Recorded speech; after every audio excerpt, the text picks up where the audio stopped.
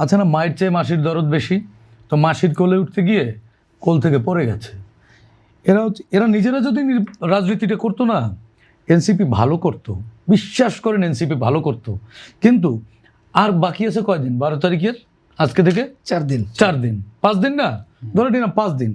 6ষ্ঠ দিন থেকে বাংলাদেশে যদি আপনি এনসিপি খুঁজে পান, তাহলে রাসেল আপনি আমাকে যা বলবেন, আমার বন্ধু, আমার আর সহ আলোচক বন্ধু আমাকে যা বলবে, উনি আছেন, আমি তাই মেনে নেব। যে জামায়াতের ইশতেহার খুব বাস্তবমুখী বলছেন জামায়াতের নেতা, আপনি কি মনে করেন?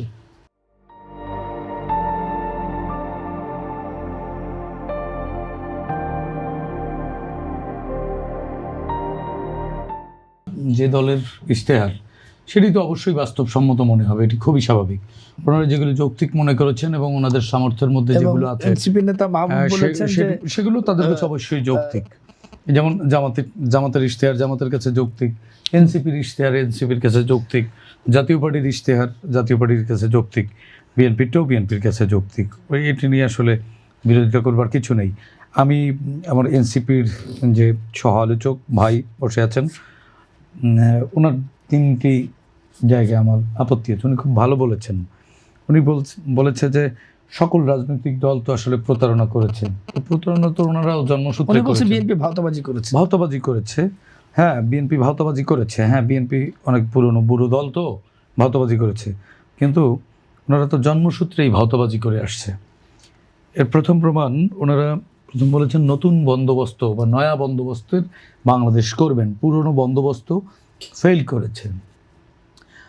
দেখুন, নয়া বন্দোবস্ত করতে গিয়ে পুরনো বন্দোবস্তের জামাত একটি পুরনো বন্দোবস্তের দল, সেই দলের মধ্যে ঢুকে গেলেন শুরুতে।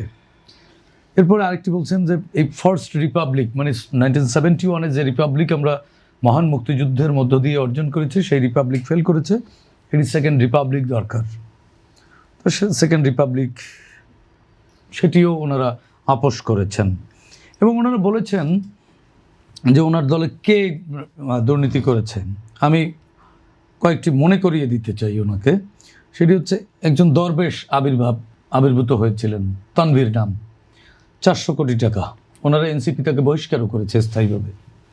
তানভীর সাহেবকে স্থায়ীভাবে বহিষ্কার করেছে এবং তার বিরুদ্ধে দুর্নীতি দমন কমিশনে মামলা হয়েছে। তিনি সম্ভবত জেলখানায় আছেন। আরেকটি হচ্ছে মোয়াজ্জেম পিএস আসিফ মাহমুদ সজীব ভুইয়ার। ওনারও দেশ ত্যাগে নিষেধাজ্ঞা দিয়েছেন এবং ওনার এই লন্ডারিং এবং এই অর্থের সত্যতা দুর্নীতি দমন কমিশন পেয়েছে, এই চাঁদাবাজির। আরেকজন হচ্ছে স্বাস্থ্য উপদেষ্টার পিও। ওনারও 150 কোটি টাকার দুর্নীতির তথ্য দুর্নীতি দমন কমিশন পেয়েছে। উপদেষ্টা নাহিদের পিএ, ওনারও 150 কোটি টাকার দুর্নীতির অভিযোগের সত্যতা দুর্নীতি দমন কমিশন পেয়েছে। এগুলো মামলা হয়েছে, তাদের প্রত্যেকের দেশ থেকে নিষেধাজ্ঞা রয়েছে। এখন বলবেন যে ওনারা তো এনসিপির কেউ না। এটি হচ্ছে কি জামাতের রোগ ওনাদের ভর করেছে। কারণ জামাতে আপনি দেখবেন যে বরিশালে কিছুদিন আগে, মাস 3 আগে, ছাত্র শিবিরের একটা থানার সভাপতি পরকীয়া করতে গিয়ে হাতে নাতে ধরা পড়েছেন। ধরা পড়বার পরে বরিশালের সম্ভবত আগলঝাড়া বা মুলাদি, এর 2 উপজেলার 1 উপজেলা হবে। ধরা পড়বার পরে এলাকাবাসী গণমাধ্যম দিয়ে, মানে গণমাধ্যম না, দুঃখিত, উত্তম মাধ্যম দিয়ে পুলিশে সোপর্দ করেছে। শুরুতেই জামাত বলছে সে আসলে তো জামাতের কেউ না। আসলেই তো সে জামাতের কেউ না, সে তো শিবিরের সভাপতি। হ্যাঁ, পরে আবার বিকেলবেলা দেখলাম ইসলামিক ছাত্র শিবির তাকে বহিষ্কার করেছে। এখন এনসিপির সমস্যাটা হচ্ছে কি, এই দলটা নিয়ে আমি সবচেয়ে বেশি আশাবাদী ছিলাম আমি। কারণ জুলাইয়ের ব্যথা আমার শরীরেও আছে। তো আমি না এই প্ল্যাটফর্মটাকে নিয়ে সবচেয়ে বেশি আশাবাদী ছিলাম যে আওয়ামী লীগ যে মানে ফ্যাসিজম এবং যে দুঃশাসনের দায়ে মানুষ গুম করতে করতে নিজের রাজনৈতিক দলটাই গুম হয়ে গেছে, একটা রাজনৈতিক শূন্যতা তৈরি হয়েছে। এই শূন্যতার জায়গায় এনসিপি সম্ভাবনা তৈরি হতো। কিন্তু এরা হয়েছে কি, এরা ওই যে আছে না, মায়ের চেয়ে মাসির দরদ বেশি।